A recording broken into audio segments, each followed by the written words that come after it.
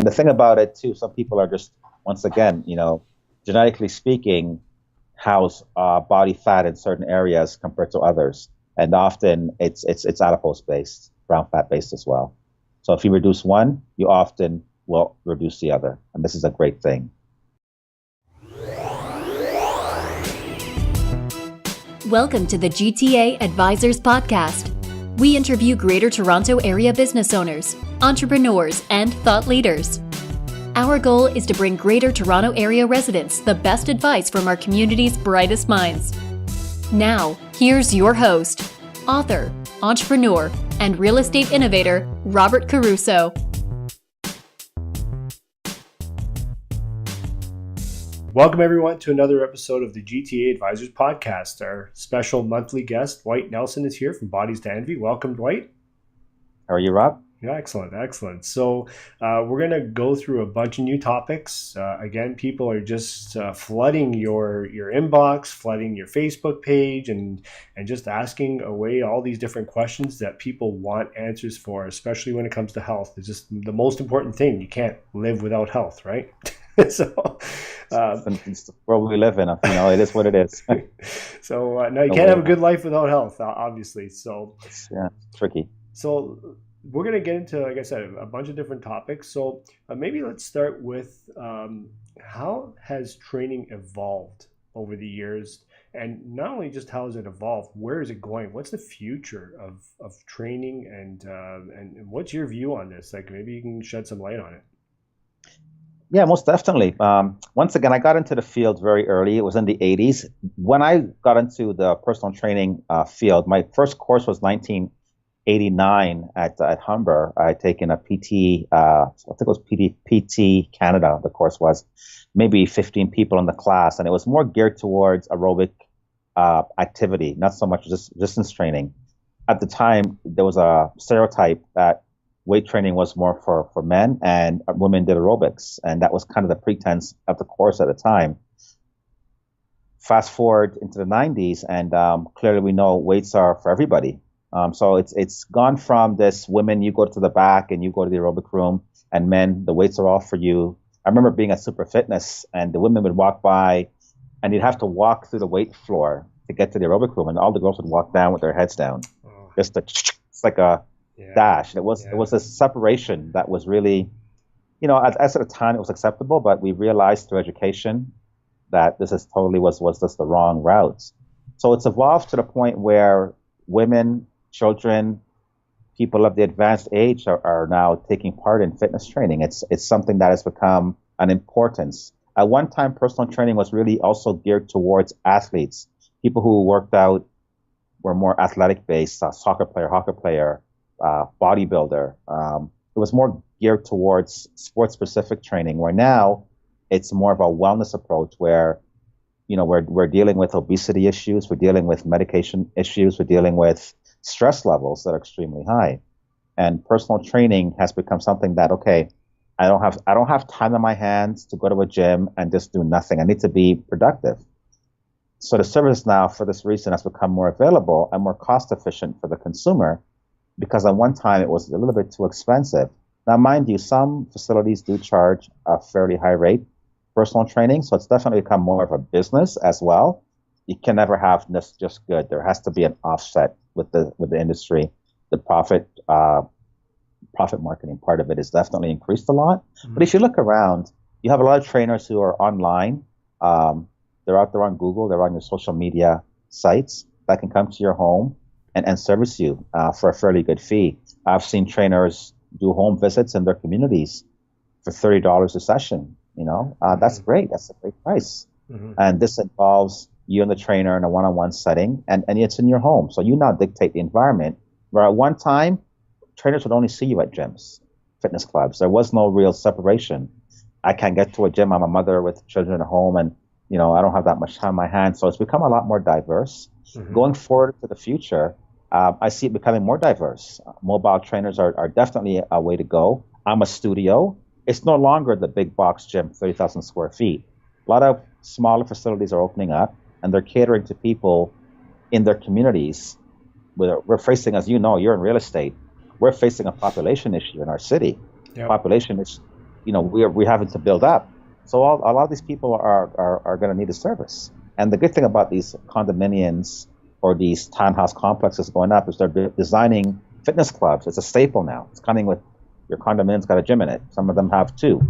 And that's to show that clearly the industry of health and fitness when it comes to the service is growing. Personal trainers come into condominiums. This is very common.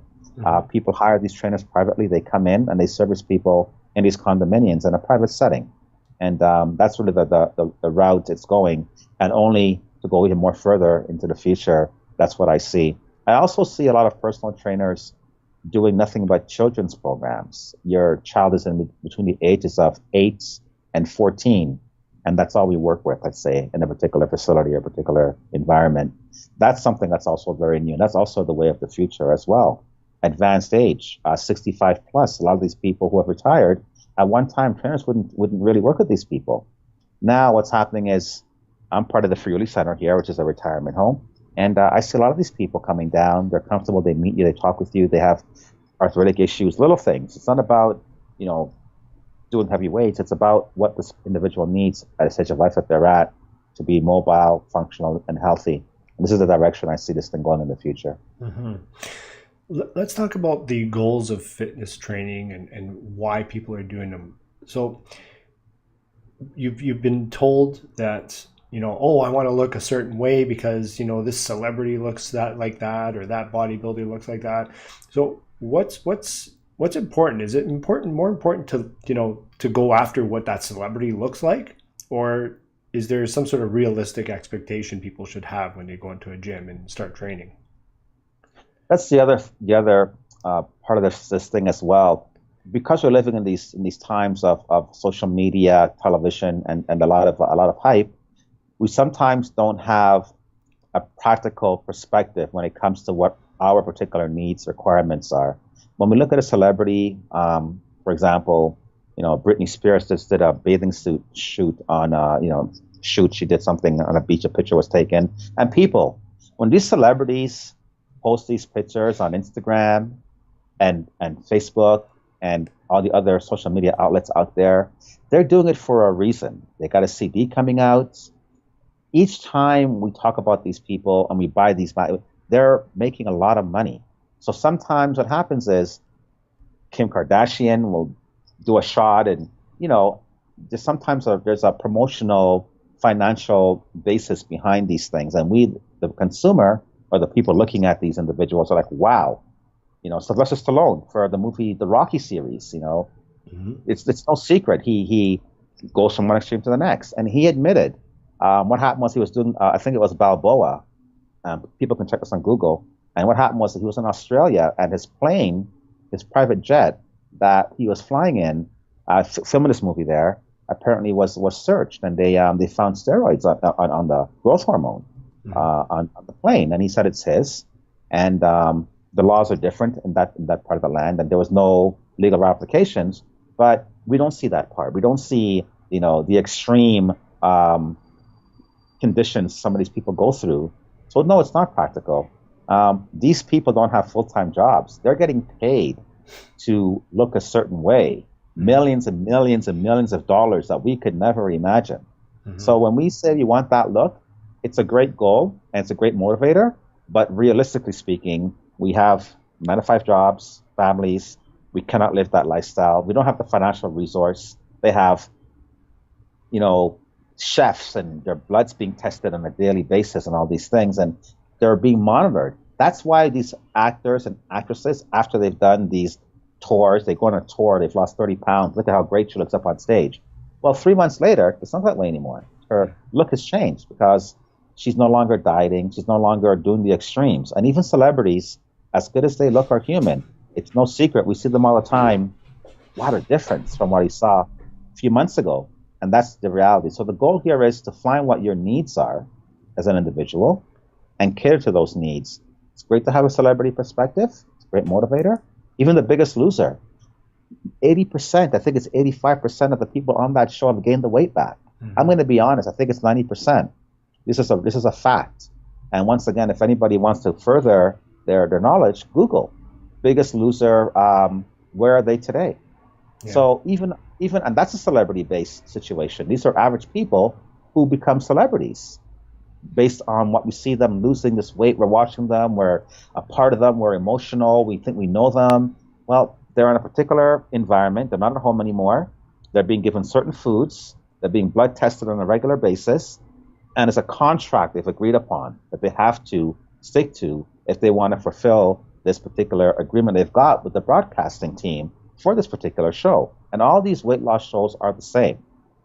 Top trainer, you name it. It's money based and it's not practical. It's very motivating. If they've made one person get up and go do something, that's fantastic. And that, I think, is really what it should come down to. But we have to also realize these people are segregated. They're taken out of the environment.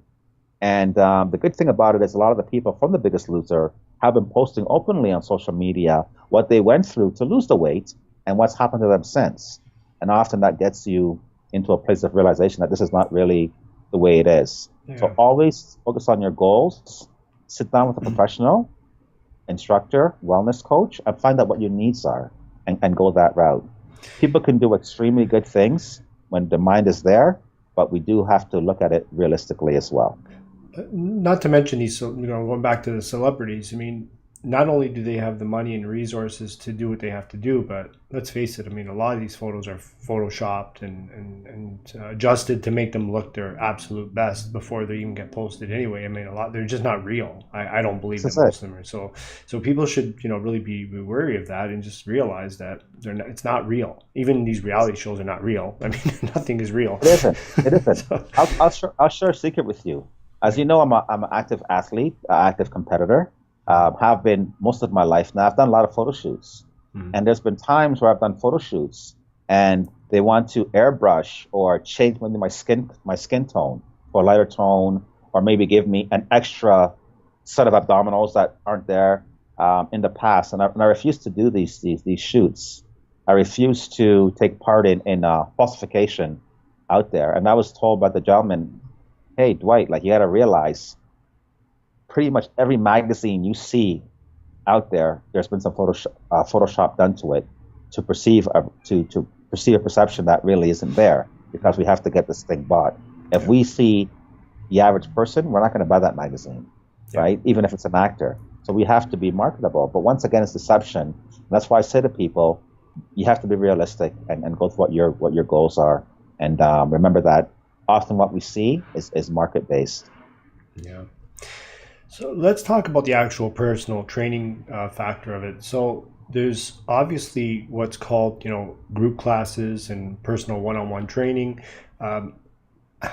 I've had personal one-on-one training with you, and I know that if you want to learn something, dedication is the best way to do it. But maybe for some people, group classes can work. Maybe you can talk about that and tell us what the difference is and what the benefits are. Most definitely. Some individuals work better when it comes to a group environment, in a sense of where we always feel more comfortable or stronger in numbers. And there are individuals out there who need this type of support for them to feel confident and for them to feel, that they're not really being focused on as an individual. Where personal training is simply, it's about you as an individual. Once again, it's also a cost factor. The cost for personal training and the cost for a group class, boot camp, for example, differ dramatically. So sometimes it's a matter of finance. Personal training will definitely give you the best result at the end of the day because it's specific to your needs and it's specific to your time. You set a time to see the trainer and you work with that schedule accordingly. This instructor takes care of all your needs, from your workout needs. If they've got a background in nutrition, they'll do all that as well. Well, in a group class, you will not get anything nutrition related brought to you, which is important. You may not be asked, do you have any injuries? You may not be asked, what's your time like? And the worst part about it is, if a group class begins at, let's say, 7 o'clock, and you get there at 7:20, the class is going to go on without you. With personal training, you can maybe let the trainer know I'm running behind schedule, and they can sometimes delay some time and work with that to get you there. So it's much more of a catered to service in that regards. 2-on-1s are the same thing. Once again, 2 people coming in, sharing the cost for the trainer makes it more cost efficient, and therefore people can actually put more time in when it comes to the service. If you're not consistent, with your training and your overall dietary intake. What's consistent means? If you're an individual that needs to be training 4 times a week and you can only do 2 times a week, then you may have to revamp what your goals are until you're able to do so, because we're all very different. If you're an individual that works nights and mornings are best for you, then you may have to find a trainer that can do mornings. But sometimes the hardest part is, in my industry, a lot of people don't really personal train first thing in the morning because most people have to go to work.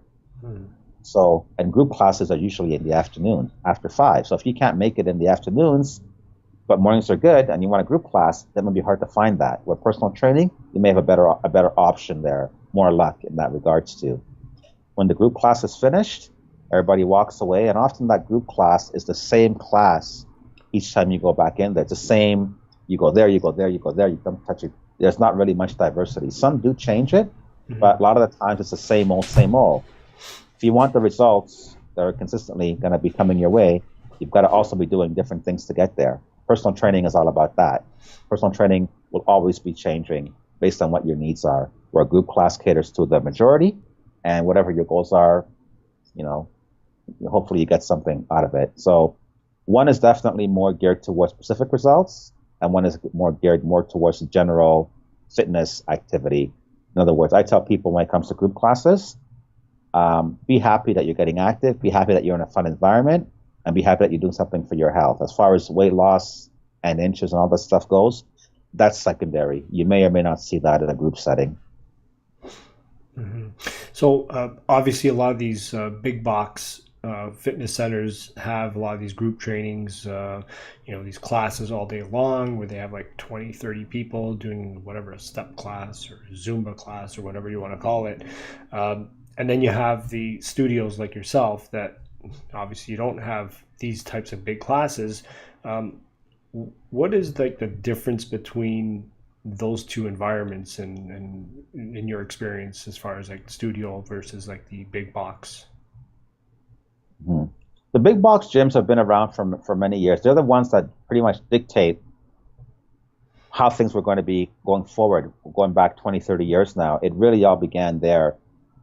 Vic Tanny's I think was really the first franchise gym I can remember. And then they were bought up by Super Fitness and they were bought up by Bally's and so on. So the big box gyms are definitely more geared towards profit. They're more geared towards numbers. That's why you see some of these gyms now, $10 a month. How can you survive any business in Toronto, Ontario, the most expensive province in North America? You sell houses. Yep. But yet they're charging you $10 a month to go to this facility. So clearly, it's a matter of volume. Yeah. It's not a matter of specific. Smaller facilities like myself, studio settings, are not looking at volume because we're too tiny for that. We're looking at service quality.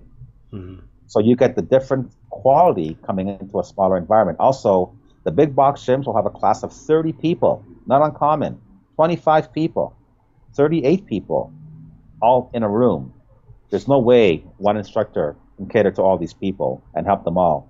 So there's just no way. There's not enough time because they're limited to time. Big box gyms, you got a time limit you got to go by. With studios, we can manipulate time.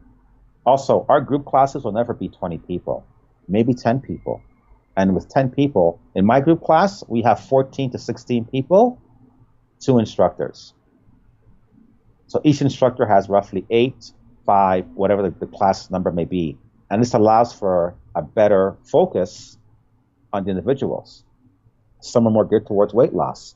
So the ones who want more weight loss would go with the instructor in the class that's going to be doing that part of the program. And then we'd flip it. So I do the toning aspect of it. So we give diversity, where the big box gyms, you're never going to get that. One instructor, go, 45 minutes to an hour, see you guys tomorrow, we'll do it again. And there's no connection. And that people connection is what many want nowadays. We're realizing that unless we have that communication and that comfort zone, it's really hard to be productive. And those who've done both are realizing smaller environment, you know what, especially the 40 plus crowd, it's for me. Younger crowd, not there yet. That's more their thing maybe. Flashy dashy, bigger club. But those individuals who want the intimate, I've been there, done that, want the smaller environment because the results really are that much better. It's more catered to you. Mm-hmm.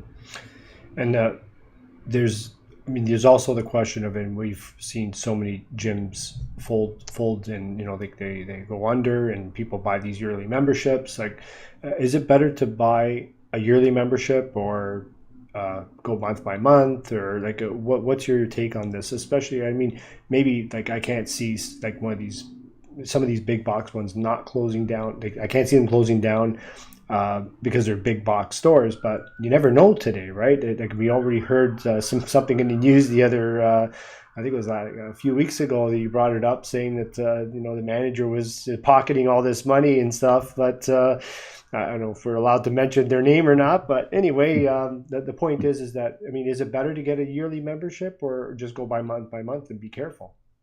I'm very against yearly memberships. I'm very against contracts. You're selling me a home. I can see why the bank wants me to agree upon some kind of a contract. It's a life. This is a big journey, a big venture. Sure. You're buying a car. I can see why there has to be a contract, or even insurance. There has to be a contract because this is something that's a necessity. Working out is also a necessity, but it's a necessity that you dictate. So when you're signing up for a 1-year membership at a fitness facility and you're committing to a 12-month term, the gym is going to go into your account and withdraw monies every time. No. 3 months, 6 months, give the client, the prospective member, the option. If any club wants you to mandatory take 1 year, there has to be a reason for that. Why are there not smaller terms available at a lot of these clubs? The reason being is they want to lock you in, have complete access to your finance when it comes to withdrawing from your account. A lot of times there's been billing issues where people have been billed twice in 1 month. This is not uncommon. People have left the gym, they're no longer a member, they're still getting billed. Oh, you go contact the gym, hey, why are you guys still billing me? You have to put it in writing 30 days prior to your membership expiring and get the letter to head office for this to discontinue, or we're going to keep billing you. Read your contract. Now, we're in the people service industry, okay? And I understand you want to make a profit, but if you're going to take away from the individual who's trying to be honest, then that hurts the whole industry. Yeah. So I'm very against the 1-year memberships, unless you want to go for that. But like you said, gyms full, things happen. Yeah. So why not take a 6 month without any penalty and pay up front for that? I asked for that here. I do have a 1 year here, but I also have a 3 month and I have a 6 month. And if I told you that 90%, and this is a fair number, it's probably even a bit low, 90% of the clientele who come in here usually buy 6 months. Mm-hmm. Because it's comfortable. They pay up front for it. There's no contract. You come and go as you please, and we go from there. I don't go into bank accounts and make withdrawals with what I do here. I'm not a believer in that. It also gives you this trust factor with the client. At the end of the day, I think the only ones that should be able to get into your bank account, Robert, are banks if they need to for your mortgage, and of course insurance. Other than that, nobody else should have access to your finance, and this is my belief. Okay, so Dwight, let's talk about times when people should be coming in to work out, like their sessions and price, how long, like what's a good sort of like time frame and price, and for how long somebody should be training. For the beginner coming in and starting up, and they've been inactive for, let's say, a year or more, this individual, whatever the goals are, this individual would probably want to start personal training twice a week to 3 times a week to get them readapted or readjusted into a workout regime. Once again, their lifestyle and their commitments outside of the fitness center will dramatically affect this consistency. But for somebody trying to be productive or result-orientated, I suggest 3 times a week for the beginner. For the person who's already active and they want to up their level of fitness, personal training 4 times a week, 3 times a week is fantastic. Some say, Dwight, I can't afford that. It's so much money. That's fine. If you're a member of the gym, maybe you can have your personal trainer do a program for you, and then you can see your trainer around twice a week. So instead of seeing him twice a week or her twice a week, you're coming in on a program that's specific to the goals you want to acquire. Today you work back on your own. When you see me tomorrow, we'll work chest or we'll work legs. This is a way you can complement the workouts. The following week, here's your chest workout, and we'll do the other body parts. So we'll flip it around. That way you're able to monitor your clients as far as where they are on their independent workout and also with you. Fees and times. At Bodies to Envy, we don't do your standard 1 hour sessions here. Reason being is between water breaks, sometimes people are coming in, they're a bit tired, they're behind schedule. I give all sessions here an hour and a half. An hour and a half is what the session is. I say to people, if you're paying the money that trainers are asking for 1 hour or 45 minutes, it's not benefiting you because things are going to happen and you may need more time. Some people are more efficient. They're very fast in their workout. They can get through an hour, no problem. Fantastic. Others need more time. So I suggest an hour and a half. It may not take you that long to get through your workout, but at least you know you don't have to watch the clock. You've got that time to get it done, and you can rest assured that the trainer has your best interest. Fees. Big box gyms roughly are looking at $80 a class, and that's for 30 classes or more. Wow. Generally speaking, the more classes you purchase, the less you would pay. So if you buy 100 classes, you may pay $70.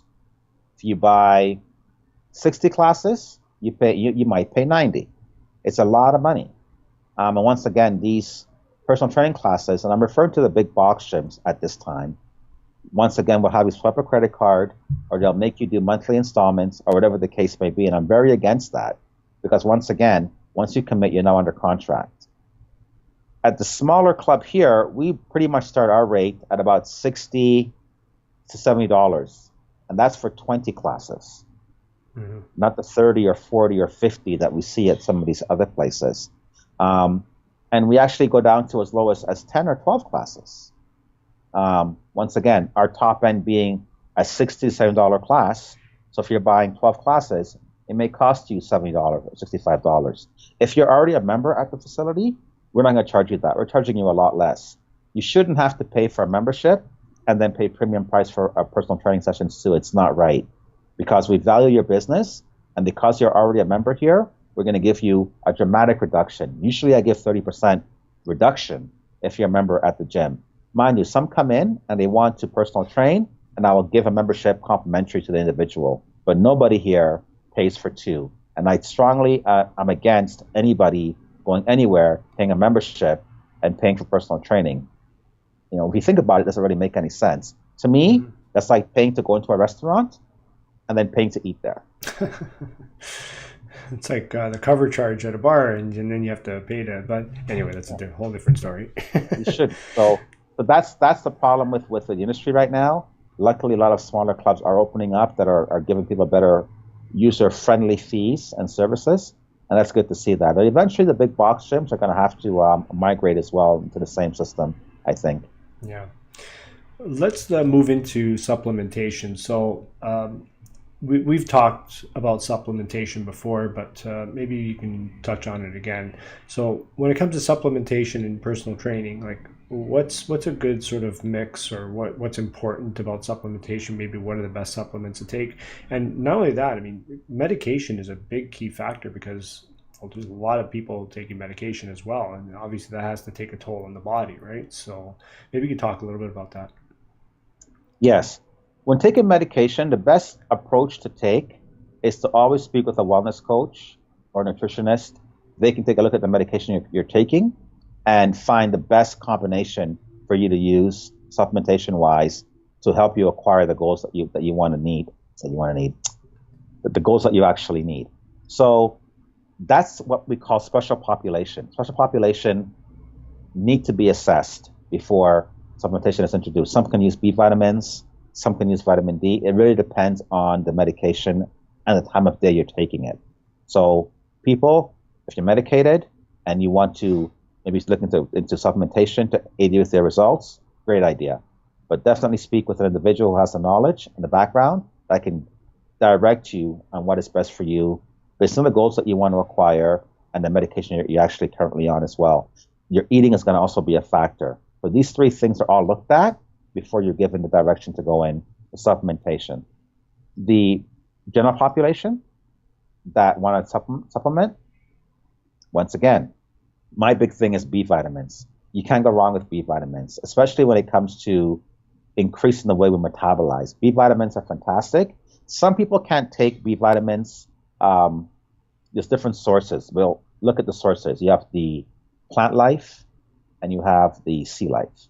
And the sea life, some people have an allergy to shellfish and they cannot use the sea life form of B vitamins, let's say.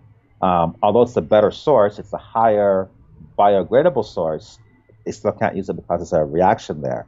So they may have to go to the vegetable source. It simply means they got to ingest a lot more of the vegetable source than they would of the sea source because one is just not as bioavailable as the other when it comes to consumption. So definitely your B vitamins. I'm very big on protein shakes. Protein shakes. There's so many out there. I mean, they're even at Walmart. So you can buy them anywhere.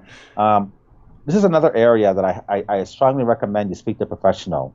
When I say professional, I don't mean the person working for the store because they're going to sell you what's on sale and what's going to give them the best return when it comes to their profit.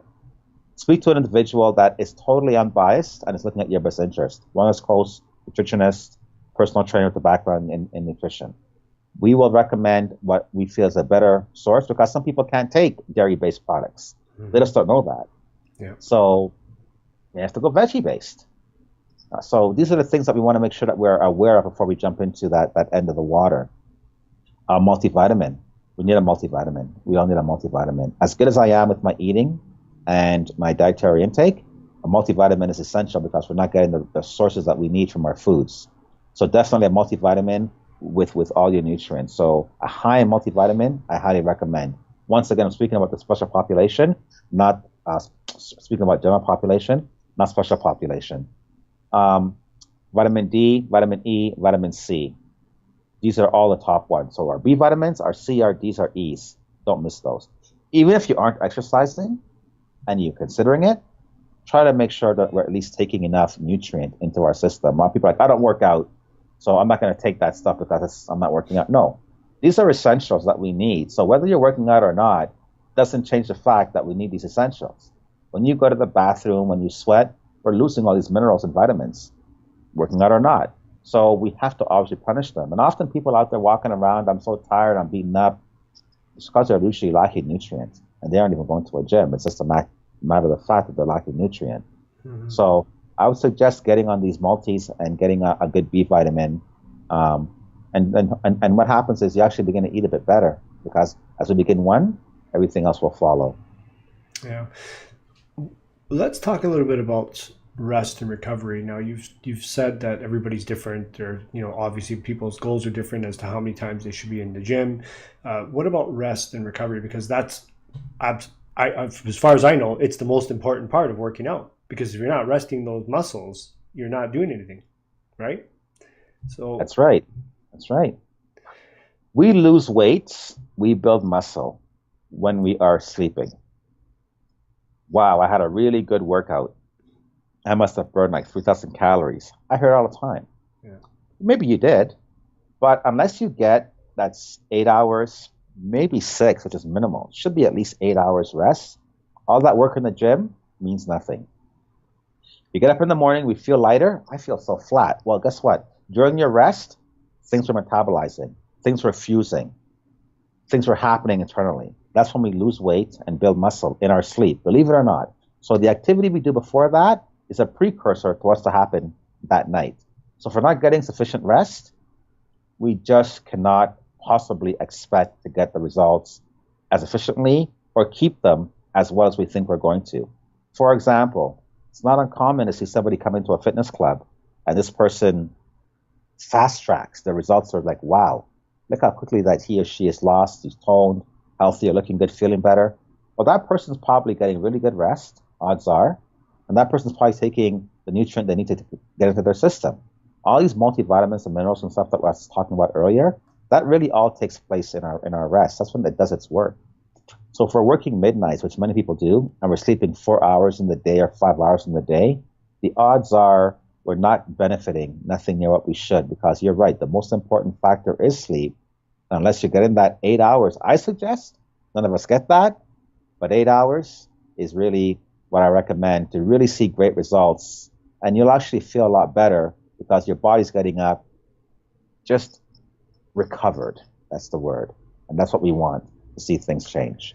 So if somebody's working out too much, oh, well, obviously there is too much. If you're not getting enough rest, that means you're overworking the body, and you're not losing the weight, or you're not gaining the muscle, or you're not getting your results that you want. How do we know what the right balance is? Once again, because a lot of people aren't savvy in that area, you want to always have a resource you can go to make sure you're doing things the right way. Indications of this are you're getting up tired, you're getting up feeling drowsy, you're getting up feeling demotivated. You go to the gym, you don't have the energy, you don't want to be there. Your numbers are going up on the scale, not down. Your dress size is going up, not down. Mind you, sometimes it's hormonal based, sometimes it's dietary based, but a lot of the times it's just the balance is off. And in order to find that balance between your rest and your eating and your exercise, you need someone to sort of sit down with and let you know. Like I ask all the time, like how you feeling, and so on. And you also sometimes feel old injuries will reoccur for no reason. Even sometimes your mood may be a little bit off. You don't feel, as good. You're more edgy. These are all indications of lack of rest. These are all signs of lack of rest, I should say. And you don't always know, but talk to a professional. I talk to professionals for everything. My car, that chair, because I need to know exactly what is what. Always get advice from a professional to make sure that things are in order, because you just don't always know. Good. So, one last question before we finish off here. So, vacations. People take vacations. They go away. You got the all-you-can-eat buffet, which I love.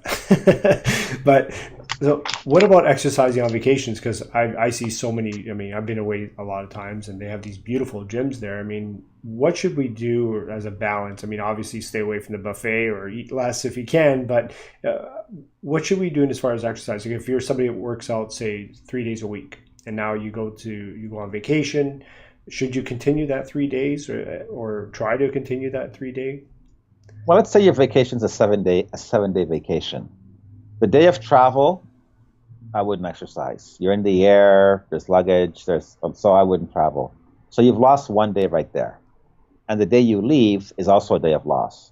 So out of the 7 days of vacation, 2 of those days are literally based on travel, especially if you're flying away. So you have 5 days theoretically to work with. Out of those 5 days, I would say pick 2 days to exercise. So if you could do 3, fantastic. But because you want to de-stress and enjoy your time, I say try to get in out of 5 days, 2. If you can do 3, all the better. Eating is fine. Enjoy the buffet and do your thing. It's time to unwind and relax. But a bit of activity, you will find, will keep your energy levels up. You'll be a lot more conscious at the buffet. That's for sure. And you actually have a more enjoyable vacation because you're not lounging on the beach. People who lounge on the beach and the drinks and the food are going back, when they get back from that vacation, it takes them many weeks to get back on track because they've just let go. So true. So a bit of activity, an hour. I say make it an hour. Make it an hour of exercise, time it. Just do an hour and see how you feel. And you'll come back from that vacation feeling vibrant, ready to go back to work. And the word is rested, because that little bit of exercise will keep things metabolizing and you'll not feel sluggish. So I'm definitely all about that. If I'm going to be gone for 6 days or 5 days, I try to do 3 if I can. Sometimes 2, but at least I get that in, and you will feel better. If you've never done it, people, on your next vacation, just try that and see how you feel during and after your trip. How you feel. So Dwight, you've mentioned to me something that I've never, ever heard of. It's called adipose fat. I have no idea what that is. And it's apparently it's extremely important. So please share with our viewers why this is important. The problem with our society that we're living in now is we always talk about body fat as it's just one particular thing, when really it's not. We have 2 types of fats as animals. We have a brown fat and we have a white fat, and they're both adipose, more or less, based in a sense. The thing about the adipose in particular is the regular fat is adipose fat is what is housed around our organs and right underneath our skin. This protects our organs, so it's actually an essential fat that's needed. But like any fat, we can also have too much of it. And often what happens is when people are talking about losing weight loss, they don't realize that the adipose fat, which is housing our organs, is usually very high. You can get this checked by blood tests. You can speak to your physician about it. Your doctor can find out how high your levels are when it comes to this. But in general, when we're looking at fat weight on the scale or in an assessment diagnostic setting, we have to account that adipose fat is an essential that we need. And although it is manipulated through dietary and exercise, it's still an essential fat. And women actually carry more adipose fat than men do. Once again, it's housed around organs where women have ovaries. So often it's like, well, Dwight, look at well, sometimes your adipose fat in that region is so predominant that little, what they call a paunch, they want to call it. Some of the girls have been saying to me, they call it. Sometimes it's simply based on that.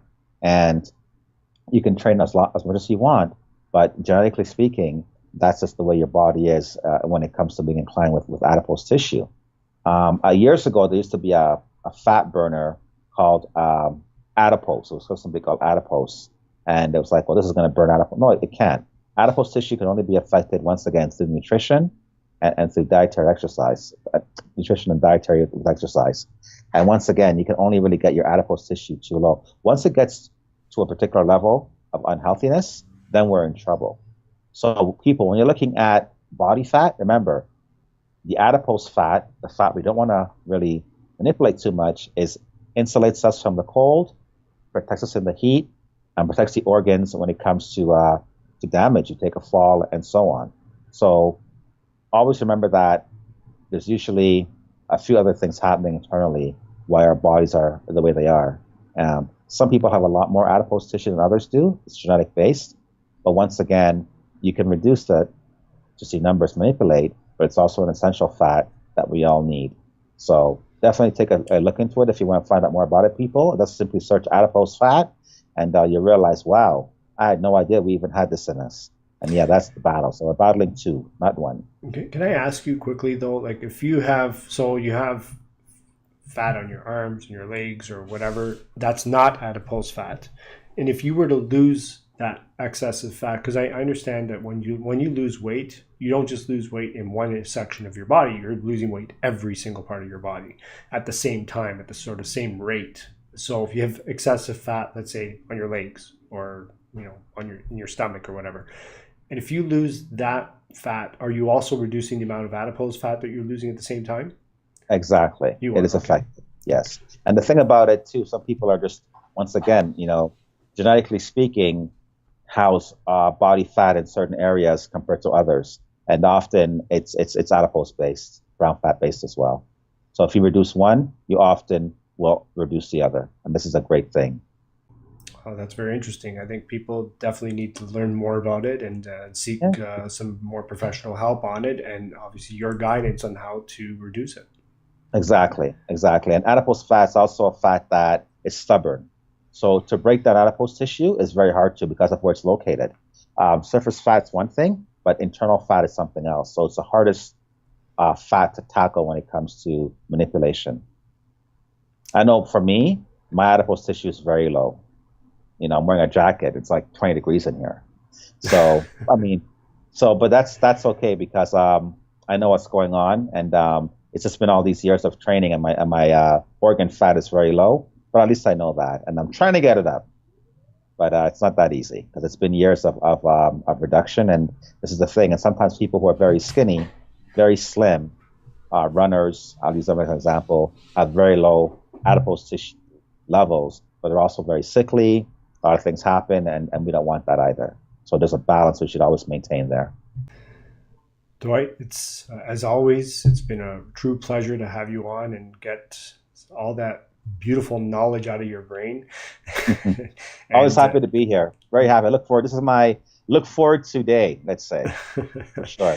And people look forward to listening to what you have to say, and I'm sure the listeners appreciate your knowledge and your advice. And as always, they can come directly to you We'll have your website posted. It's bodiestoenvy.com. Go visit his site and check it out. And there's a lot of new information there because you've updated the website. And by all means, give Dwight a call and get the information you need directly from him. So thanks for coming, Dwight. Yeah, and I'm more than happy to be here. I'd also like to also say this as well to people out there who are listening. I'm here to help. My goal is to help as many people as possible. I don't charge fees for consultations. People are worried about, oh my goodness, what's he going to charge? No. Drop me an email. I'm also on Facebook under Bodies to Envy. I'm out there. And what I'm trying to do is I'm trying to promote a healthy environment. I'm trying to promote there's options. I'm trying to promote there's help. And feel free to contact me at any point in time. There's not going to be a charge. I'll gladly answer all your questions. If you got a family member or anybody that needs help, definitely do so because we're all learning from each other. And if I can pass on some info that's going to help you or your loved ones, I'm more than happy to do so. Thank you for having me, Rob. Well, thank you, and we will see you again next month. Thank you. Thanks.